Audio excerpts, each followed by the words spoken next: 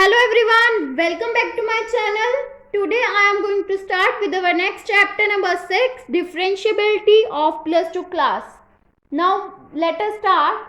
Firstly we will discuss about the derivative.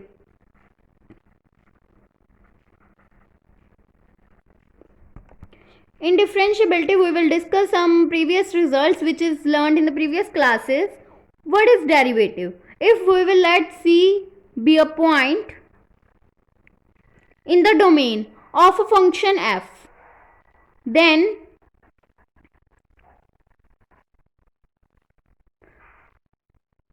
derivative of the function f at x will be equals to 3 is defined as derivative of the function at c will be equals to limit h approaches to 0 f of a plus h minus f of a divided by h.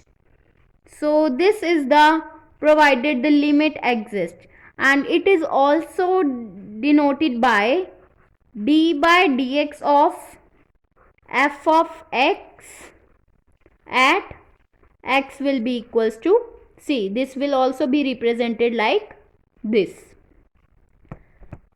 And we have to note these points that if we will have to find left-handed derivative, then we will find if this will be find if x approaches to x minus 0, and right-handed derivative when x approaches to c plus 0, and this is denoted by r f dash of x, and this is denoted by l f dash of c.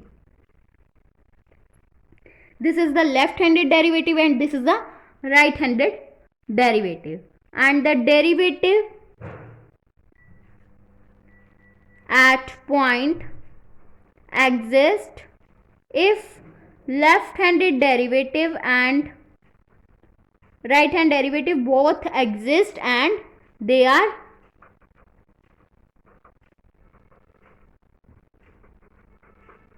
equal. So derivative at the point exists if left-handed derivative and the right-handed derivative both are exist and they are equal, and a function f is said to be differentiable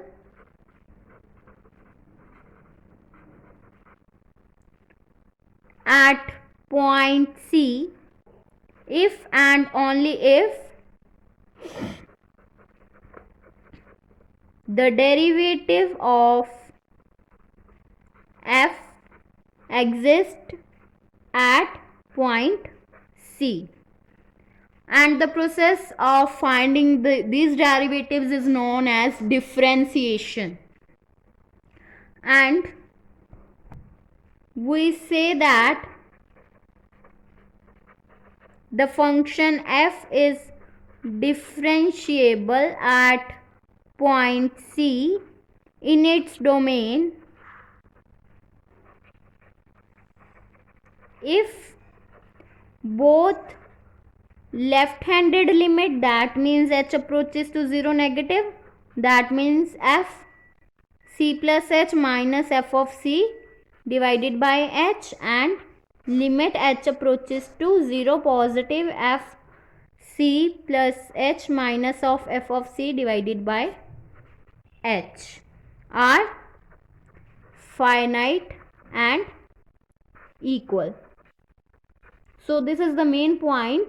This is said to be differentiable at point C in its domain if left-handed derivative and right-handed derivatives are finite and equal. Now next we will discuss about the derivative in an interval. A function f is said to be differentiable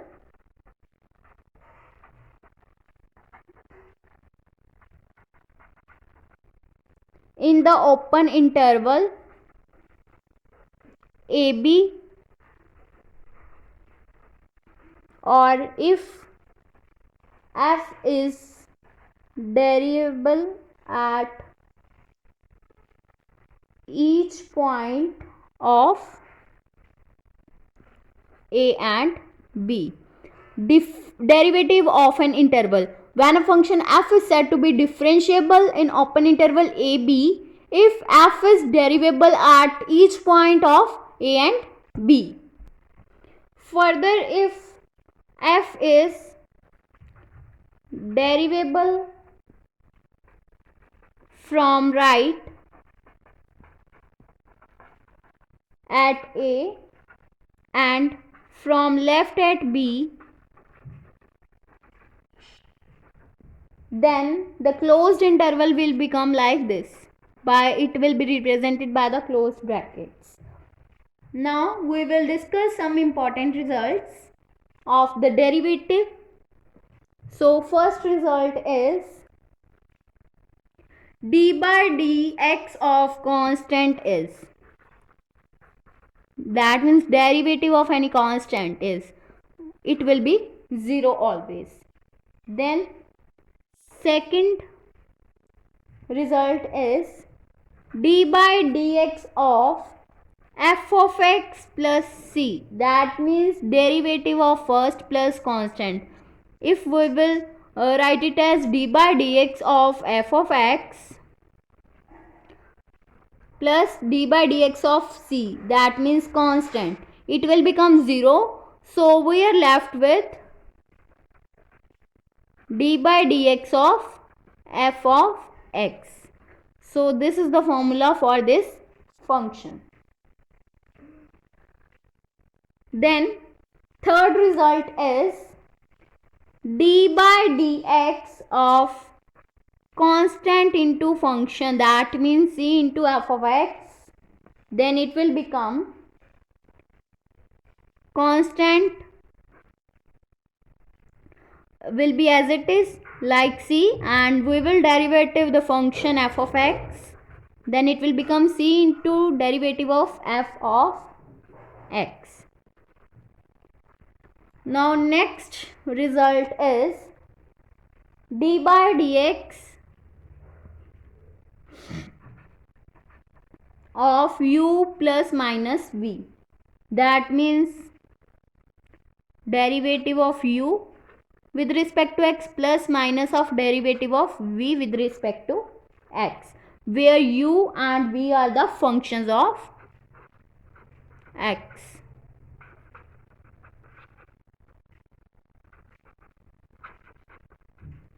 Now next result is derivative of u into v. That means d by dx of uv, it will become first derivative of second, that means derivative of v with respect to x, then plus second derivative of first, then it will become like this: u dv by dx plus v du by dx, where u and v are the functions of x. This is also known as Leibniz rule.